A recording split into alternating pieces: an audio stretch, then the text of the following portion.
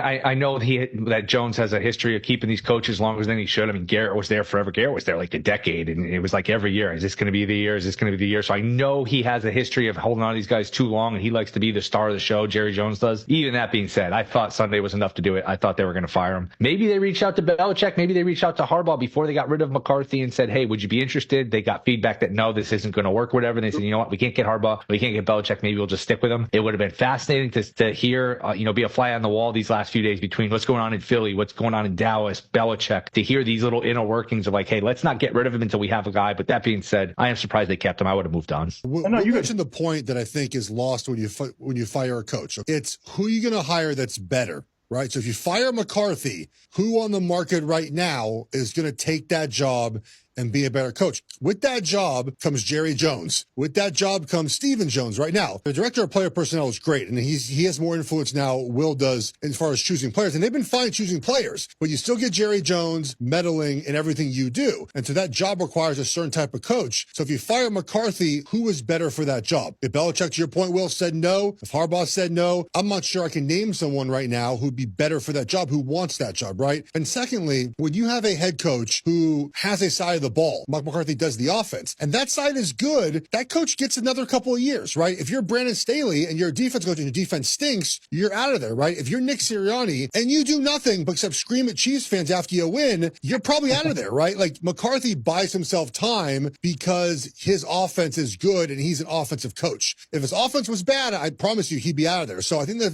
those are the reasons why it makes a little bit of sense to keep McCarthy. If you fire him, who are you hiring? Is Vrabel that much better than McCarthy? I don't know. McCarthy wins a lot of football games. You're not getting Ben Johnson. So that, I think, is the point that Will's making, is that, like, if you fire him, who are you hiring? I don't have a great answer for that.